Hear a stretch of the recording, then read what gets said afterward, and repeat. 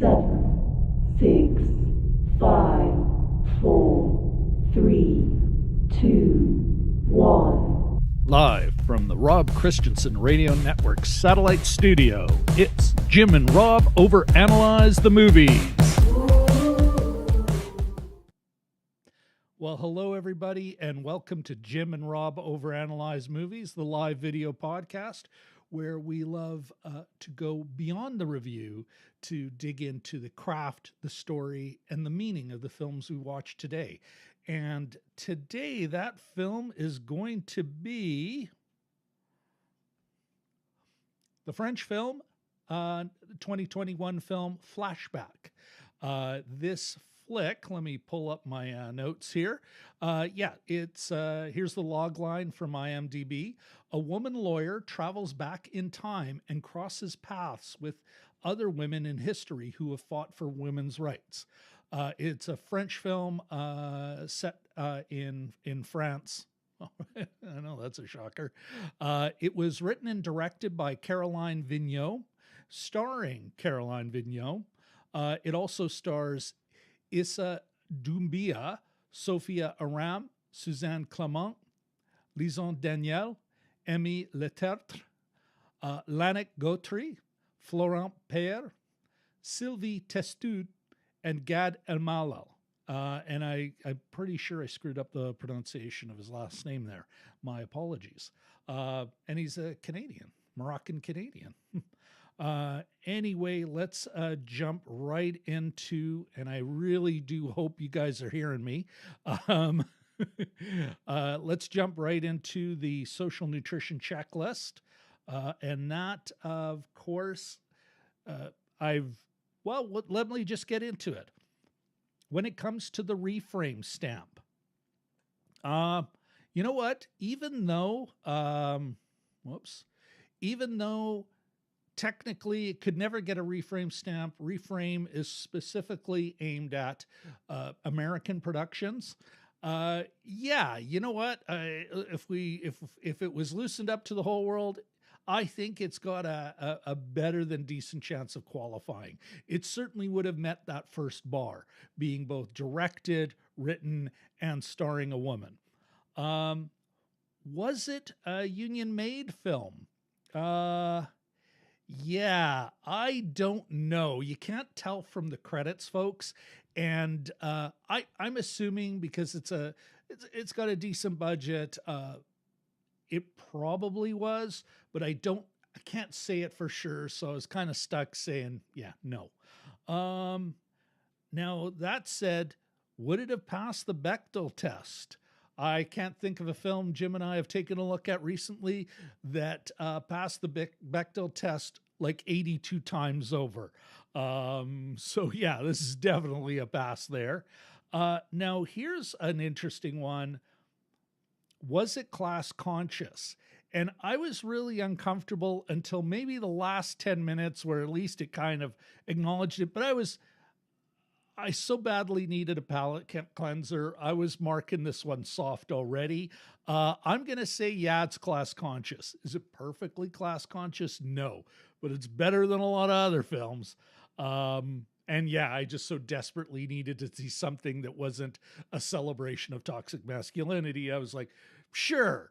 And then in the final speech, it seemed to be a little more aware.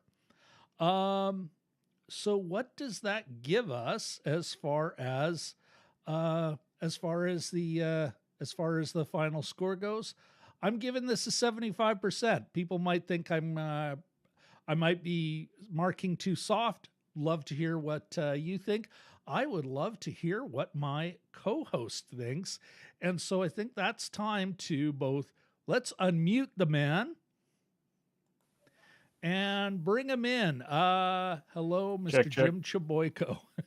And yes, check. Everyone in the chat, if you could let us know if our good friend and I am actually coming in loud and clear. That would be awesome because I think Brian said you were coming in, but we'll wait to see. I haven't really said too much yet, but anyhow, let's take a look here. Clear, uninterrupted audio, unlike Russell Wilson's exit from Seattle. All right. Wow. Well, it looks like Jim's audio is good as well. Wow, Jim, we're firing on all the cylinders. Batting today. 1,000. Batting 1,000 so We far. got the Bechtel test going, and everything's falling into all that line. stuff. So. And I did manage. I was really worried. I'd only seen a few minutes of the film before I stopped because I was like, yeah, we should do this, Jim. Then I've been busy. I didn't watch it till this evening as I was trying to get other stuff done. And I'm like, well, I'll just let the dubbed there's no dub version. I have to pay attention. Yeah, and it's so, tricky. honest to God, it was still playing on the TV behind me. No. At 25 to 10. One of the reasons I'm late. But yeah, I'm really glad I was forced to give it my undivided attention. Anyway. But at least you got out of Bobigny. I just love saying Bobigny. Bobigny? They say it about 100 times during the movie. Yeah. I guess it's sort of a down market suburb of Paris or One something. of the, what do they call them? You take the train from Charles de Gaulle into Paris. I think I know what you mean. Pass through those concrete horrors. But Saint Denis, it's the same way. If you're not going to the Stade de France, you're going to one of these far-flung burbs that can be just concrete stacks of poor Algerians and Morocco, it can be, it was part of the riots, I want to say in the 90s or maybe the early aughts. The Pied Noir, I think they call them, or is no, that, not the Pied Noir. That's all something else? They may have been referring to their Blackfeet, but that was all, not all, so many white, French, former colonists who got booted out or left. Right too, Anyway, why don't we, Jim, before we get into the flick and the quick review and all that, let's welcome all the fine folks in our chat, shall we? Oh, there we go. We got more showed up. Yeah, it's looking good. All right, so first of all, of course, let's welcome our fellow YouTuber and a regular here on our show, Dragon Movie Guy. Hey, Brian. Russell Wilson will all pass. I think it's also time to give a big hello to, of course, there's Richard L in the house. Richard! And I'm assuming that our good friend Katie Fowler is lurking around. The very same Katie Fowler that may have earlier on dropped crepes and crepe Suzette sauce for me for after the show. What? Yeah. Holy cow. That's right, Jim. Welcome, Katie Fowler. Now that's what I call soyvis. Exactly. Sorry, I watched West Side Story last night, so here, I'm just all about New York. Doing a quick sound adjustment. Oh, I see. A couple other tweaks, running a little late, but we're all moving. Breaking out the crepe. The crepes? No. It's like, screw it, I'm gonna have it now. All right, let's get back to the movie at hand. And for whatever reason, that doesn't want to work. Jim, let's get into the quick review. If I can find my thing here. Sure. For crying out loud, we are in a 2-shot. Okay. Sorry there, sir. There we go. Waiting for the titles. Waiting for the titles. Okay. There we go. The quick review. Yes. Mr. Chaboyko, give us your quick take on this Amazon Studios release. Yeah, well, another sort of a time jumpy movie, a little bit of magical realism, but it was a fairly quick 90 minutes. They went through a lot of French history, good pace, very pratfally, kind of played broadly, but and it's really an exercise in tone because it's bookended at the start and the end by a rape case. But around this, they sort of craft this comedy about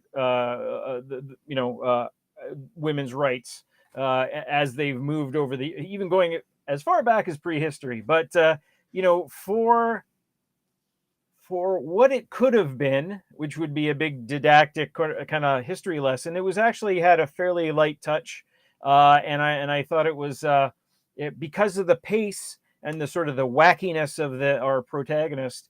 I thought she was able to carry it off without seeming too much like a history lesson. Mm-hmm. So that is my take. Jim, I couldn't agree with you more. It was pretty light on its feet. Fun. The Caroline Vigneaux, she and I always have a hard time with that GN, which is like RNG. Yeah.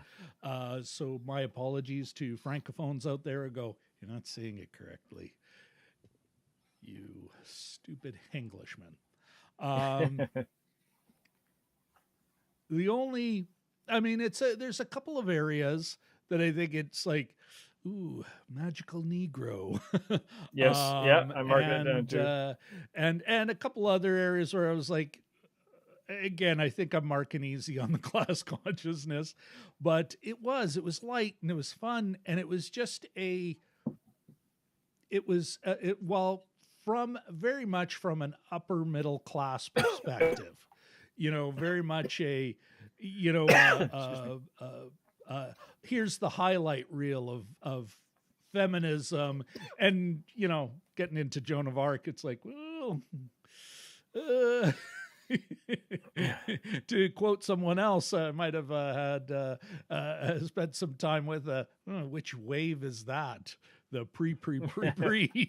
But you know what? I thoroughly enjoyed myself, and actually the speech, which I suspect was verbatim from the original trial speech of Marie Claire Chevalier, was like, got me, like I choked up a little. It was, antidote what a great anecdote to a couple of the films we've seen recently that, even if they're slightly self-aware, i.e. Batman, were just such celebrations of that toxic masculinity or hyper-masculinity in the case, maybe cut Batman some slack. Good movie and everything. It was just nice to see something a little lighter, a little more real. Caroline Vigneaux, I think, handled it very well. And the impressive thing too is, and I cited this with you, I think, just in our own conversations. There's a scene in The Simpsons where Bart's in a video store, and he's playing a game, a sample of a game. He's going, take that, Salem, Oregon. And the game is you're basically trying to destroy the state capitals. And I wrote down the quote. He says, "Wait a minute, this game is educational." And then he throws his joystick at the machine. He said, "That'll teach you to teach me." And in a way, this movie was sort of like that, where you're enjoying yourself and you're like, who is Olympe de Gouges or what had, it was one of those movies where you hit Wikipedia pretty hard, after you finish watching it, not during, but you're like, afterwards, you're like, okay, and where's this and what's this and who's this person? And, it managed to teach me about French legal history in an entertaining and, way. Well, and if you can look at these feminism as a global movement, and so it is part of a more, part of, at least certainly in the West, some of these things were informing other feminist movements. So, it encourages you to, if you've seen this film, You're gonna, I'm sure, and the first hour after it, except I had to come to the show, I would have spent on Wikipedia. Oh yeah, Who's yeah, this person? I knew who that yeah. person is, and you know what? We'll get into the story and some of the. I'm not sure that's really the way to look. Not sure about your hysterical accuracy there, but still, yeah, a nice light film. Why don't we, Yeah. on that note, let's. I think it is time. What do you think? Is it time for the spoiler zone? Yeah, certainly. All right, Jim. You want to? There, 1 second. You know what? I'm going to be right back. Give me one Sure. sec. Did you want me to?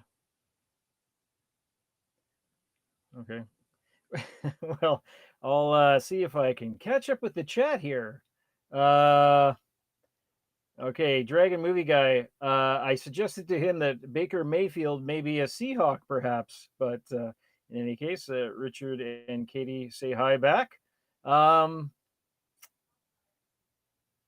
Dragon Movie Guy, impressively, just finishing up with watching my last Oscar film for this year, Penelope Cruz's Parallel Moms, the Spanish language film. Best Actress nominee for Penelope. Well, good for you for catching all of them. I'm just finishing off Summer of Souls, so that was my my movie for this weekend. You know what I've wanted to do, and I hope to do it before the day. I just want to watch Coda one more time.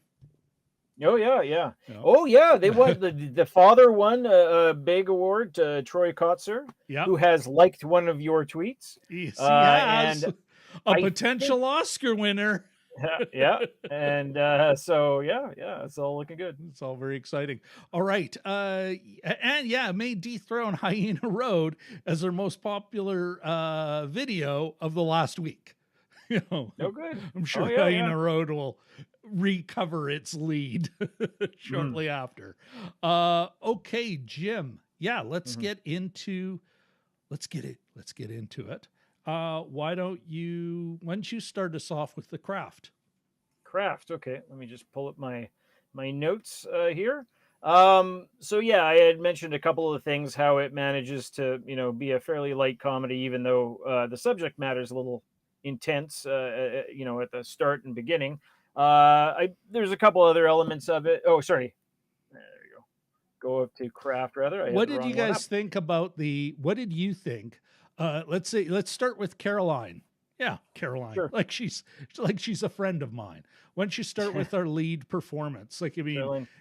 It really was. This is, I think, the first time I ever starring this person, everyone else isn't also starring. There's barely a co-star. She really does have to carry the film. What did you think? She does.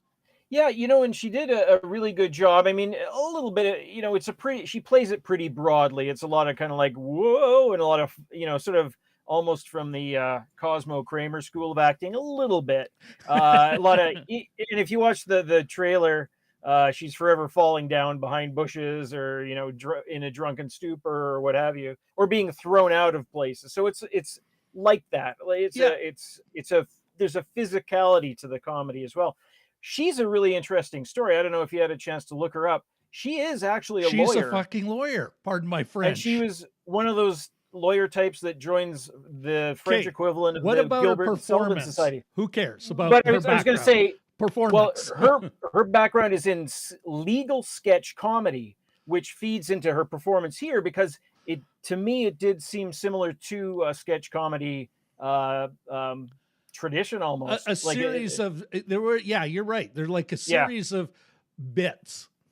Yeah. So that's sort of, once I read it didn't surprise me so much. I thought she was interesting. I thought she was charismatic, and she pulled off being nasty at the start, like being a kind of an irredeemable asshole, and she was redeemable at the end. And there was other things that came up. There's elements of the unreliable narrator or the faulty memory kind of thing that came in the second or third act, I guess. But I thought she did a fairly good job. It wasn't too dramatic a role, but I mean, she had enough juice to carry the movie, I thought. How about you? Yeah, I agree completely. I won't call everything else. It's a pretty straightforward shot.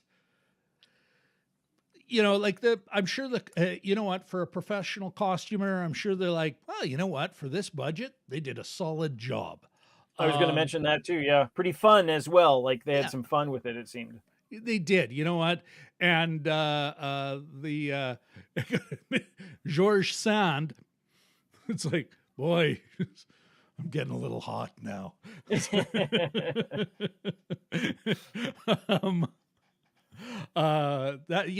know what? All the players were great. They all got what they were doing, followed her direction, seemed to play off her well.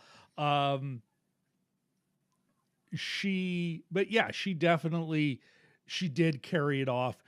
She was willing to look like an irredeemable, like you said, Jim, an irredeemable asshole. She I felt the change over the course of time.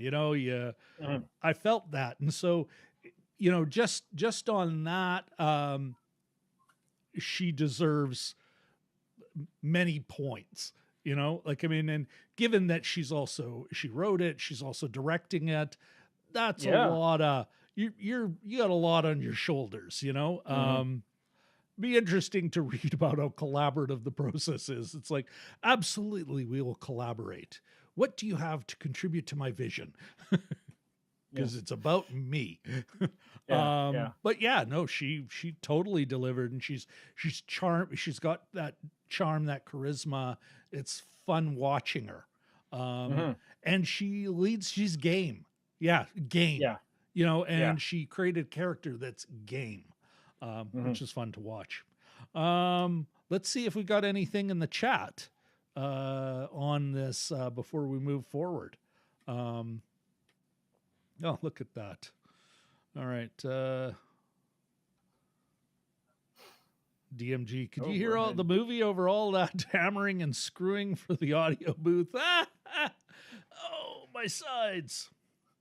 For those of you who don't know, I might have a number of social media pictures went up because I, with the great help of actually two shout outs. One, a shout out to Uncharted DIY, a YouTube channel where I found somebody to say, hey, I designed this sort of desktop vocal booth, bought the plans off of him.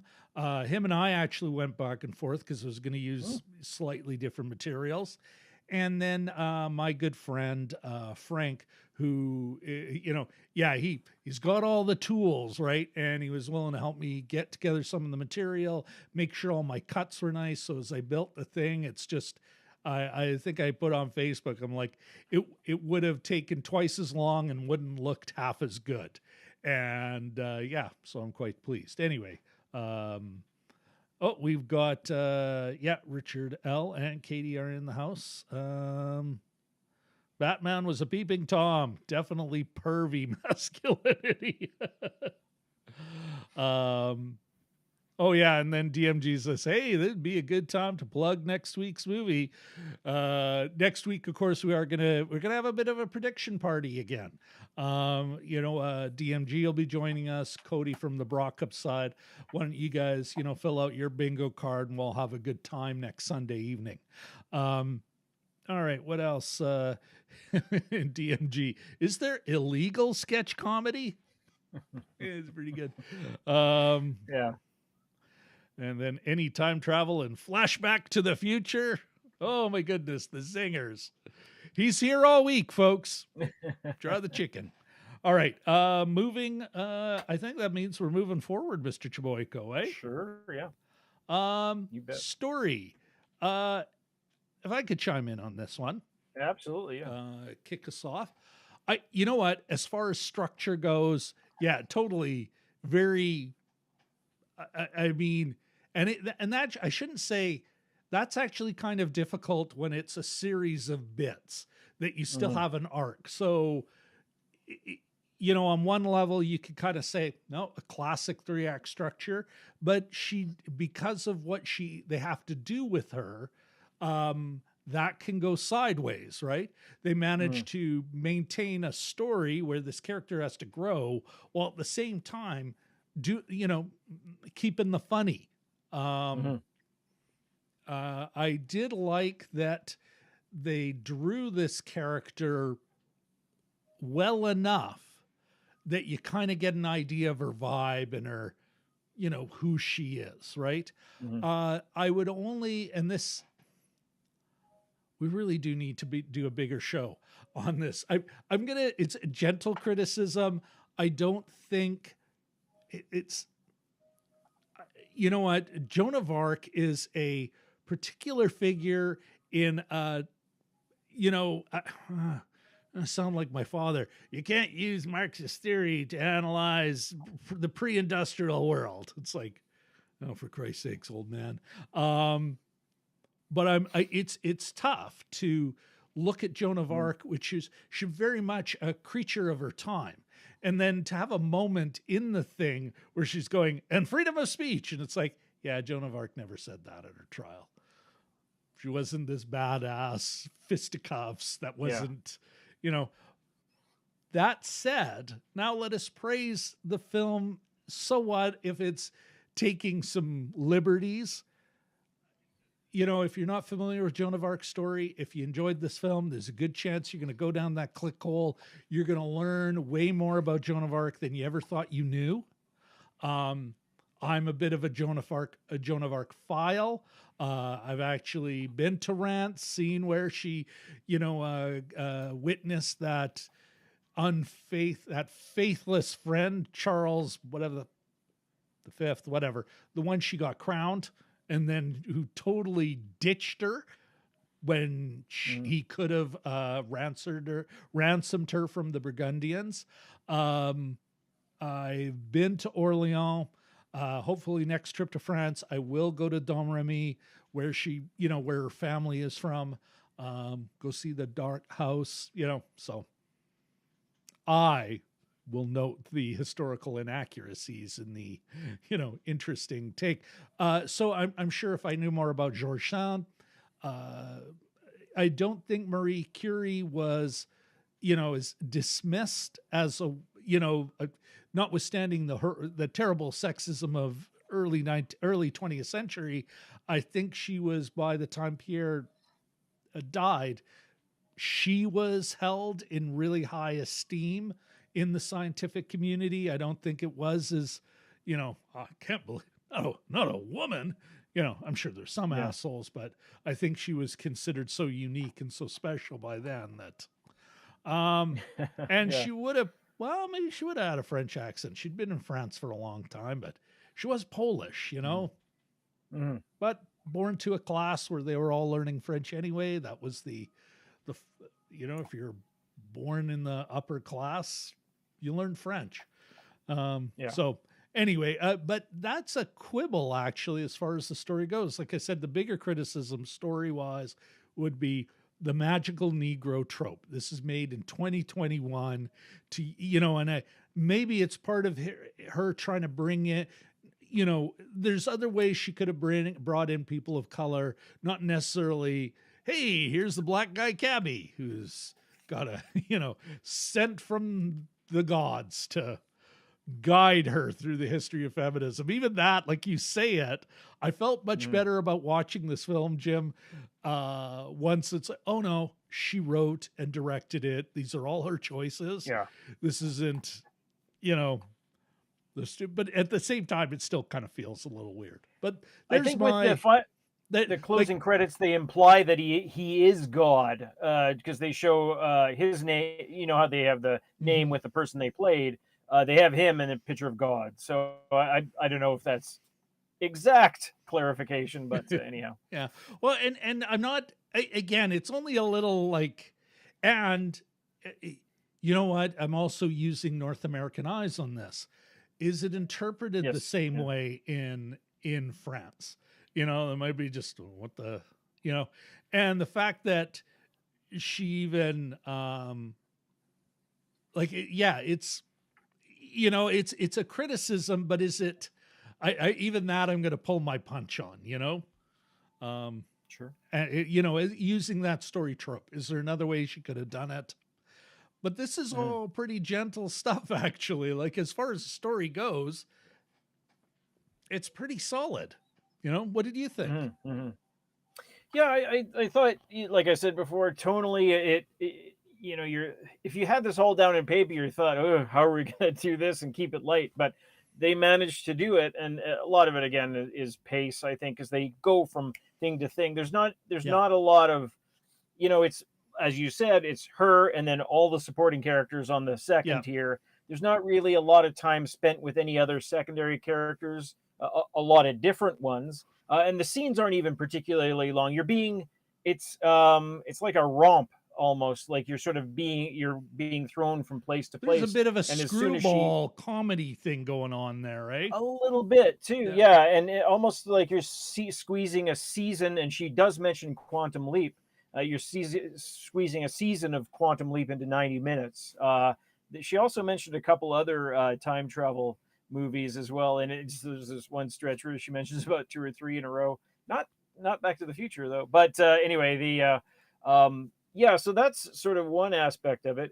I thought some of that, future, like her future knowledge, was quite interesting. Whenever she was with Marie Curie, and she goes, "Is that uranium?"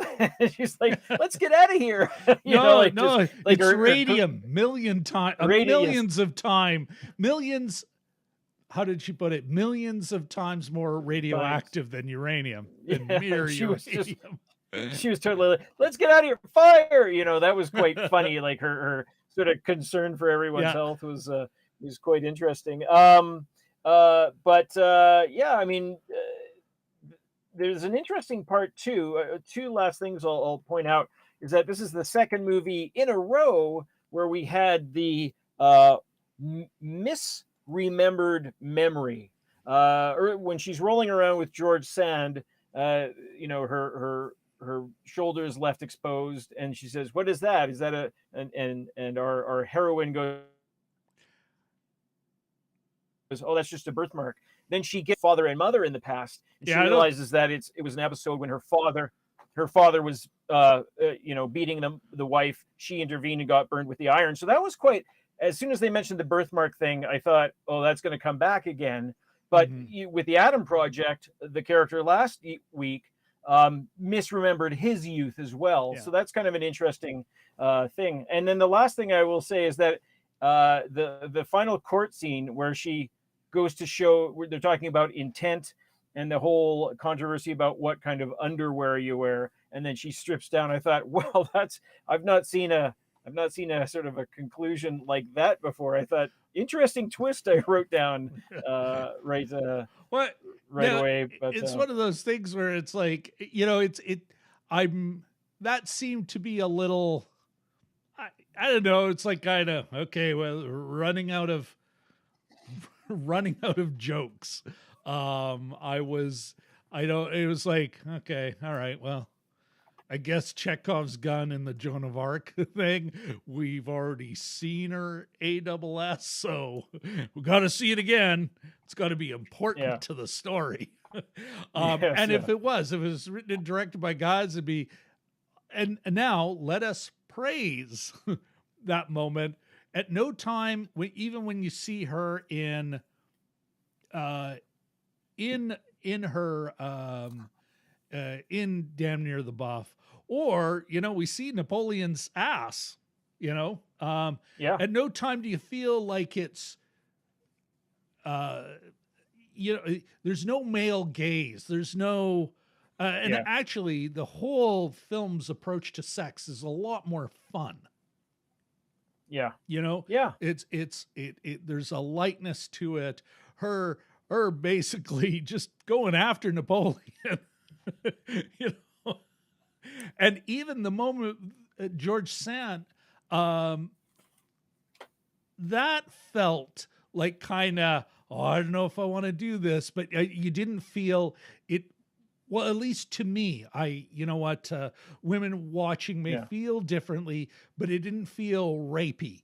And even there, she's like, which I appreciated, having this character is like kind of, oh, I'll need a drink for this, but no, I'm game again, like a character that's game, which was kind of like, okay, it's like, so it actually adds to the steaminess because you're not feeling, and then the Napoleon one, that's just fun. It was played for Yeah. laughs, but you didn't feel like you're creeping on anyone. Yeah. And when you And then do at the see same, your, oh yeah. Yeah. I was just going to say the same. I think part of the reason why she slept with Napoleon was she was so turned on by the Nicholas Condorcet, Yeah. the one guy The that stood marquis. up for them Yeah. earlier, and that had her going. So she was just, that sort of inspired her a little bit. But and again, not because like she ended up liking him also for his character, but she liked him like she spied him out right away. It's like, ooh, I like that. Yeah. Like she was not. Yeah. It wasn't built as, she was hot for him because he was. No, she was hot for him. Then it's like, oh, he's not a fossilized piece of shit. What are they?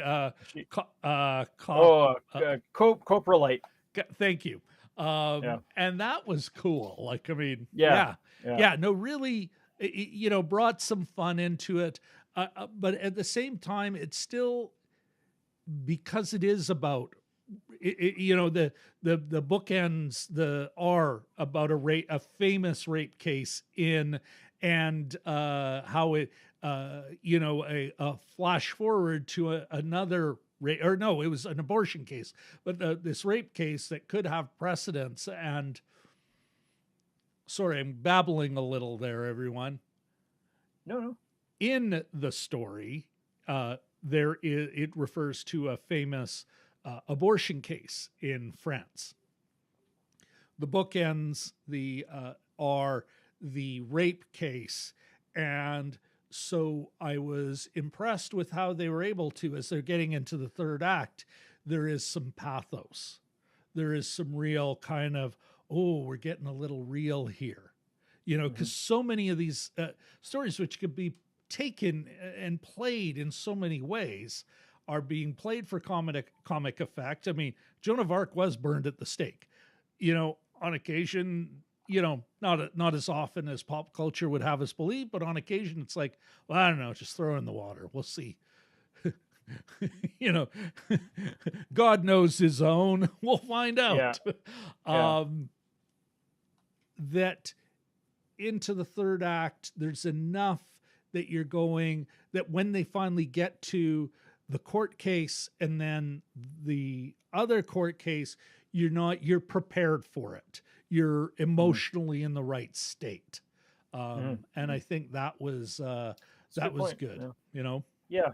As soon as it hit 1982 or whenever that particular year is, and they do go to Bobigny, that's when it sort of starts to feel a little more serious. And her mom as a young woman is there, and they hang out with Simone de Beauvoir and that Giselle Halimi, who was a famous defender, I guess. She had this. She had she had the great speech about women's rights, basically, and then it started to feel a little bit more, and you could sense how she had changed over the course of the 90 minutes there, which I think is perfect hook to talk about meaning, which was Halimi's speech. But before that, Jim, I think it's time to ask everyone if they wouldn't mind hitting the like button. You know what? They could also, if they haven't already, if you're watching later, subscribe, please. And last but certainly not least, don't forget to ring that bell. I'll do it legal styles. Oh, it didn't go that time. What's wrong with this thing? I need to do some mechanics here. Let's we're gonna hook back to the chat in a sec, but I thought that was the Halimi speech is a perfect time to move towards the meaning. And this is where, like, because up to this point, I think it was really, like, I mean, my palate, even though the Atom Project was quite a bit of a cleanser, is a lot lighter. It had a different take on being a man. that was great. The Julie Garner's mom was not is not a stereotype, or not as much of a stereotype, given that she had almost no screen time. It didn't feel, just be a mom. You're a woman, you should know how. That said, I think it was at that speech, and that they call it out right there. And notwithstanding, we've had a tour of all these big names, but here's the woman actually saying, listen, we all know who gets charged with this. It's the poor. It's not your mistresses.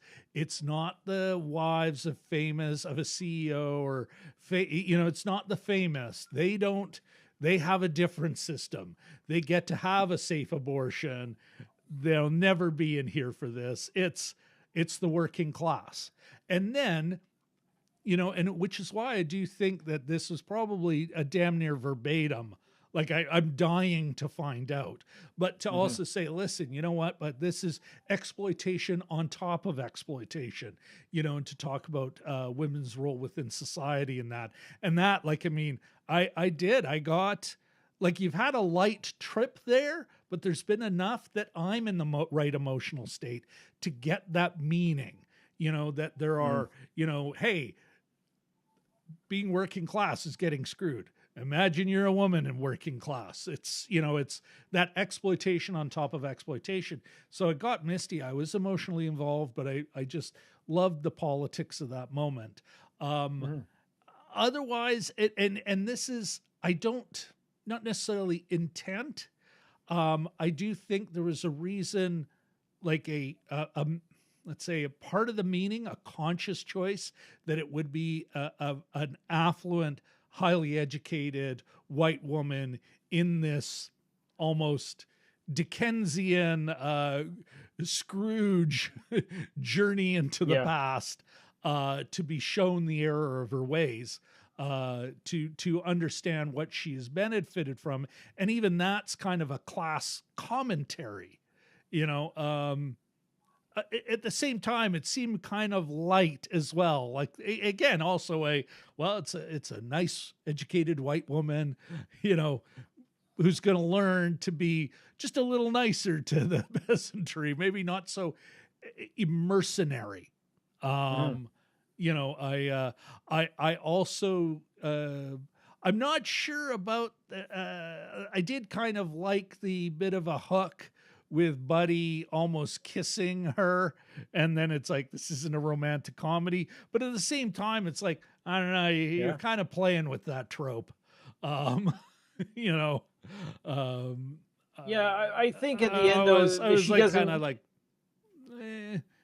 they don't need that. I don't think she would have, she's kind of saying that they don't need that to end the movie. Certainly not with that dude, who I don't think she respected very much anyway. No, but, she thought he was a nice guy, but not like, if she was willing to sleep with him earlier, but mostly as well, maybe I'll do it for you at the bar. Because just it's all part of her persona at the time.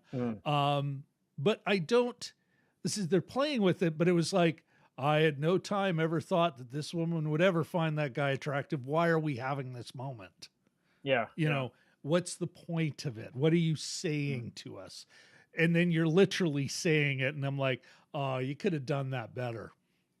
What was otherwise, it's a little heavy moment, and they're trying to say something there, and I don't think it's as effective.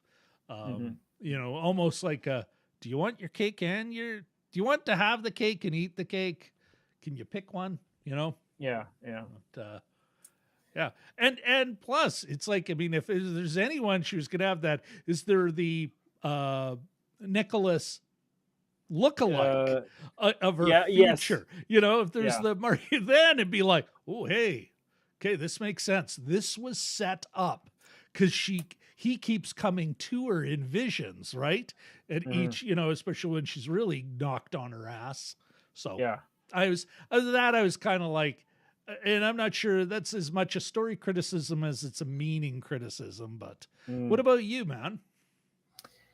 Well, I mean, for meaning, they keep on mentioning, throughout the whole movie, those who forget the past are doomed to repeat it. That's one aspect of it.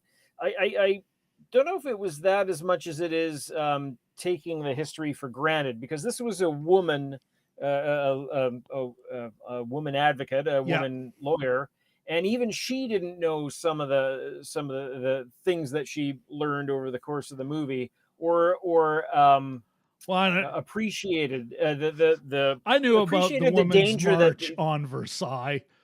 Yeah. Which was followed by a lot of troops. I knew it.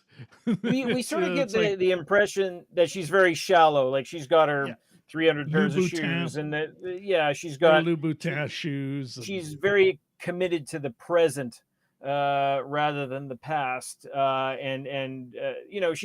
She's a bit of a mercenary. Almost like a Wall Street type, only being a lawyer in France, right? Defensive, some high-priced gun for a gun for hire. Yeah, she hasn't been. She hasn't really dwelt on everything that preceded her, and I think that's kind of an interesting lesson for her. None of this was inevitable without the sacrifice of these other people. So, in a way too, and in terms of meaning, I think some of it is that State's Capital video game. Like, I did learn so much. It's almost like she's like, these are names you should know. And it's kind of interesting watching the trailer again, because there's a similar shot, and it's the women turning their heads, and it's woman after woman after. It's like Joan of Arc and that Olympe and a few of the other Degouche. I thought I was mispronouncing it. Yeah, I was unfamiliar with. There's about 4 or 5 of them, and I thought, great roles for women. Most of the men are sort of secondary, and also, these are people I didn't necessarily know before. Even Simone de Beauvoir makes an appearance, and an actual pretty. It's like, that's kind of what she was looking like closer to the end of her life. You know what? And now this again, though, I think this would be I could see, and you're absolutely right, Jim. I think there is an overt educational component, and maybe one of those things, like, that stupid Winston Churchill quote that I'm just like, oh, fucking shut up about fucking Winston Churchill. Yeah. History doesn't repeat itself, but it fucking rhymes. And that's just it doesn't matter how much we know the past. It continues to rhyme. There is a fucking war in Europe. Like, never again. I'm sick of hearing never again. I'm sick of hearing all that bullshit, because that's not, what? It's just that trite kind of, it sounds profound, but it's just fucking trite. And so further, while I would agree with the thesis, yes, this is aimed at young French people, but I suspect especially women who are like, don't you know your history? Don't you know that a lot of other people fought so that you could have this? And got decapitated. And Joan of Arc had nothing to do with it. But that these things happened, and you're a benefactor of it. Unlike some of the other films we've seen, Jim, and I'm really thinking the Axe series, Small Axe, where it's kind of taking other, like, looking more at the grassroots level. Whereas here it's very almost like an American feminist history. Very, here are the big names, here are the stars, and you should know these stars. Like, there's a role modeling to it.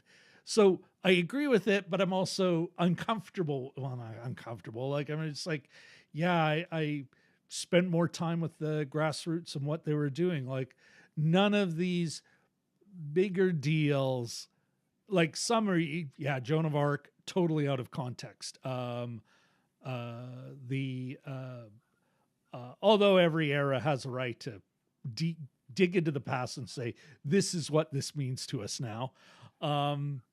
the idea that, hey, if you don't know your history, you repeat it. Shit, we know our history and we repeat it. It doesn't mean anything. You know, a trite bit of nonsense from one of the tritest men of the 20th century, fucking Winston Churchill. Fuck that guy. There's, I believe, Jim, that was a, where am I here? Oh my goodness. Well, that was a hot take, folks. I can't find hot take Henry, but that was a hot take. Oh no. Yeah, I don't know what I did with the. He's What did gone I on do with strike. hot take Henry? He's on a women's march. Yeah, perhaps. It's gotten away from us. Listen, we've got a few comments in the chat. Why don't we talk? Let's bring some of those up, and then let's come back to the meaning. I don't think we're quite done, although we are getting near the end of the wire. DMG. He's referring referring to the trope of the magical Negro. He also says that trope is sort of like the Asian manservant in After Yang. Why does an Asian manservant in San Francisco, Asia? I don't know. Okay, I'm not quite sure what he's saying there. But why does it have to be an Asian manservant? You know, and yeah, absolutely. That's certainly another trope. Again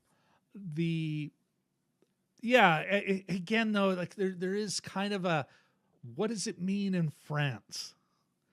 You know, where that would be the only, I think we got to qualify some of our judgments because France is, I still remember, I don't know about you, Jim, like, in your travels, I remember though coming back from Turkey into France, where anytime I've gone into France, otherwise, I'm in France, I'm somewhere different. Coming from Istanbul, you're going, I am in the West now. I never felt so at home in Paris as when I came from a few days in Istanbul. So, and there's our travel location drop portion of the evening. Yeah. What about you folks? What fancy things can you work into this conversation? Where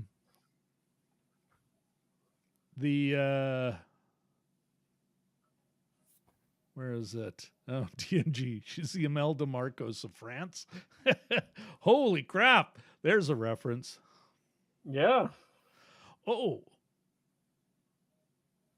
Jodie Comer did a good job, Degouge in The Last Duel. I'm not quite sure I understand that reference. She was the female lead in The Last Duel, but I'm not sure. She wasn't decapitated. Like she survived, didn't she?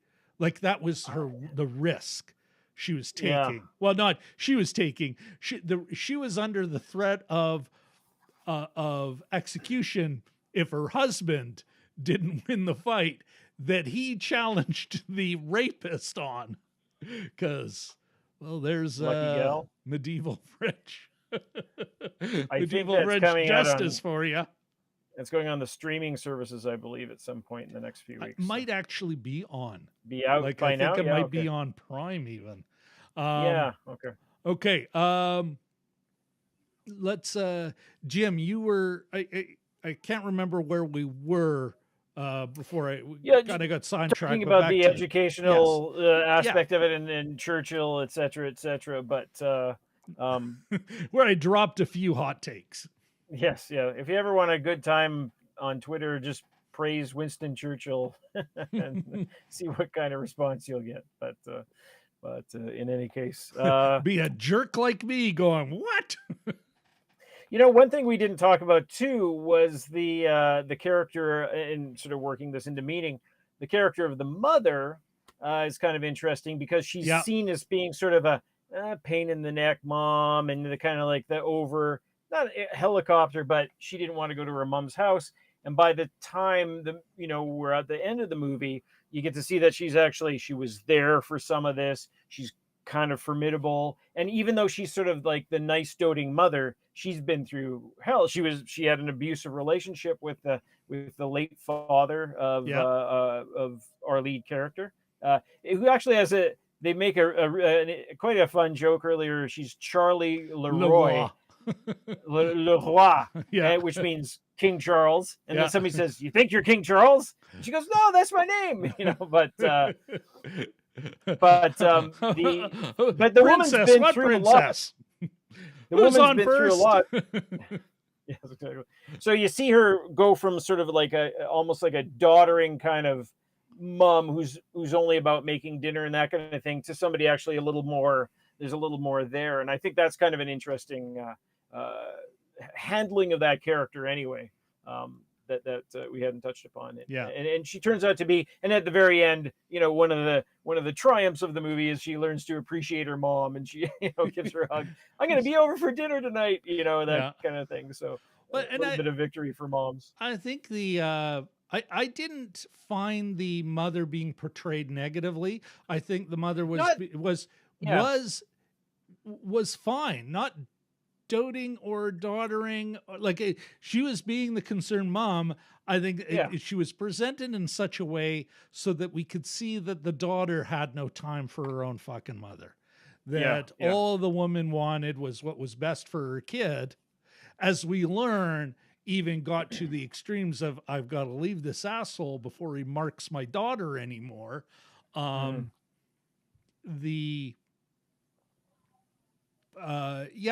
thought, and she was the one who gives us the first little, she's one of those, that foreshadowing moment about, well, I was at Bombardier, where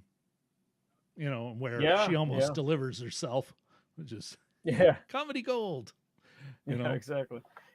But I do think, she was just kind of a typical mom at the start. And I think for me, my perception of her changed over the course of the movie, where you learn to appreciate her a little more. I don't think at any point she's negative or just irritating or anything. She's just sort of there, making dinner, wanting some attention. But saw her in one scene, right? It's like but who she was sort of changed, I think, over the course of the movie as much as time is given to her. We find out more about her. We see her at the trial where she's judgmental of her daughter because the first trial go around, because there's a bit of it's not Groundhog Day where it's just repeat and then move forward.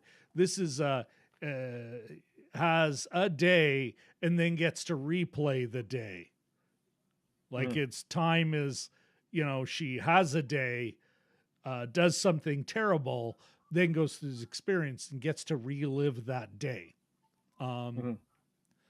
What I want to, speaking of the mother, which is literally what DMG said, he's got it in here. Says, speaking of pain in the neck moms, Jennifer Garner was actually likable in the Atom Project. LOL.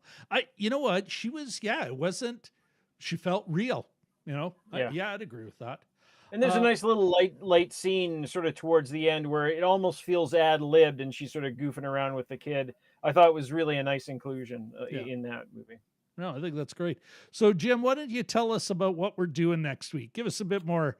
DMG forced our hand while we usually do it here, but, you can still do it again. Well, it's Oscar Sunday, folks. Oscar. And we're going to be doing a little prediction party, and hopefully Rob won't win this year, but we'll who knows? We'll take a look at what's going down next Sunday, and what I can't remember. Are we starting right at the start of the thing, or are we waiting to?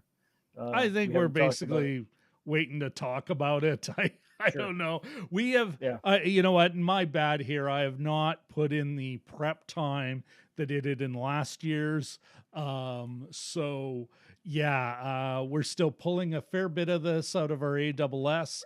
When are we going to start? Some of it's like, Jim, are you available to start earlier? Actually. Oh, well then, you know what? Then we'll talk to, DMG and Cody from the Brock Cup side are going to join us. We'll liaise with them. All the more reason to subscribe and ring that notification bell so that you're up to date. because yes, you know what, we will start earlier next Sunday. There is, unlike the Golden Globes, there really is going to be a broadcast. We'll have to figure out the mechanics of that. But we will get back to everyone. We will have a party of some sort where we'll editorialize on rich people congratulating each other with golden statues. Nothing biblical there. Here we are in Egypt or wherever they did the golden calf, because that was after Egypt. I forget the song. Oh. I don't know. No, I think that's the Viking rowing song. I'm getting them all mixed up. But all right, Jim. What so are we gonna give? What are we giving the director here? What are we giving Ms. Vigneaux? Yeah, I'd you know, it's not I don't think it's a classic, but it was enjoyable and sort of deftly handled. I think I'll give her a pass. Yeah, I'll give her a solid pass. Yeah, there's no like, and again, I think this is the first film she's written and directed and starred in. Yeah, big solid pass for her. Yeah. No, I agree completely. Any final thoughts? Final thoughts. You know, what's interesting is she hasn't. I mean, I think she's done theater, but she doesn't actually have that many screen credits, so that's even more impressive. I was looking into this a bit, but it's. Again, you know, every time I watch one of these movies from another country, I always think, oh, I should watch more French stuff. I did watch Lupin, which is a little bit different, but yeah, it sort of encourages me to, you know, watching foreign movies encourages to watch more foreign movies. I think that's it for my sake anyway. And it did for myself. I'm just so glad because I was like, how did I described it? I was trying to get. I was hoping Caroline could join us, and this is how I described it to her. Bear with me, Jim. I got to pull up. Catherine, you mean? Catherine, sorry. Yes. You weren't trying to get the star. That's exactly what I was trying to get. What? This is how I put it. See, we're doing a French flick about a time-traveling lawyer learning the true meaning of feminism or some such nonsense. Because honestly, you guys, I was like, I was going to do it. I was committed. You know, it's like, we're going to make this happen. But at the same time, I'm like, ooh, black cab driver. Haven't seen. How did you put it? Haven't. Or I think it was Richard L. Offline. I said, "Wow, never seen that before." White person gets. But also with the feminist aspect, it's like, we're really gonna have the man explain. You know, it's kind of some sort of weird backhanded racist mansplaining thing. You know, I felt so relieved when I. You know, oh, wait a sec. She's starring, she wrote it. Yeah, this is her vision. Good, bad, and indifferent. It's on her, not the French version of a sleazy producer going, so anyway, signaling, let's do something for the chicks. The French let's make the underwear red in this scene, you know. Kind of thing. Can you just bend over a little more? Yeah, like, I mean, but I was a little concerned. So glad it did. This and the Atom Project kind of cleansed my palate.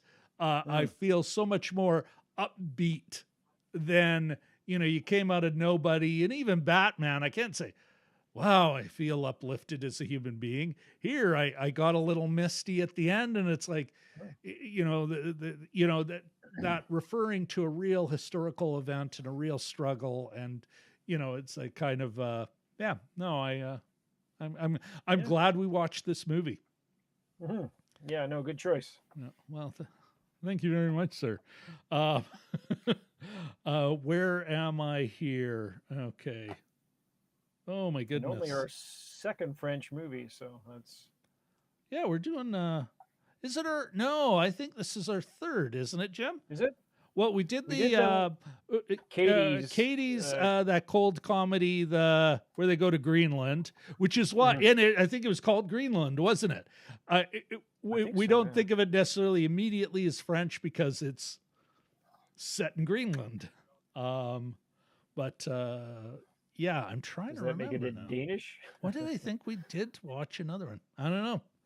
You know what? But yeah, you're right. We should. We'll see what other wonderful foreign films we can bring to the show, the big show.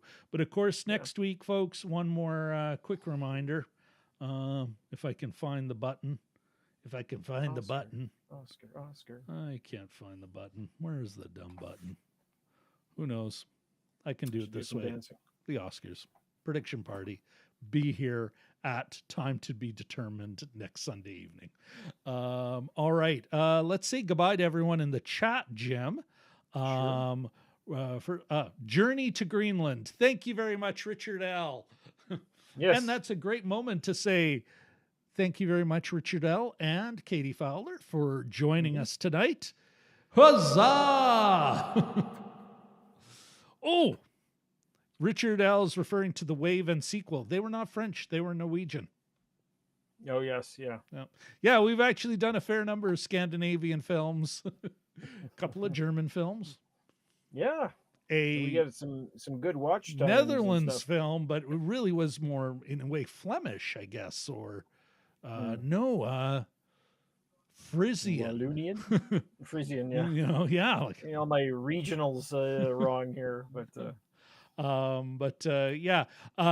Next week we'll do the Oscars. Richard L. and Katie Fowler, thank you both so much for joining us. Thanks, guys. Of course, our good friend, our fellow YouTube beat guy, the one, the only, the man, the myth, the legend, Dragon Movie Guy. Seattle's next quarterback. That's right. Or at least coach. Maybe you could be one of those player coaches. Like they did it back in the old days when you could be a 45-year-old smoking athlete.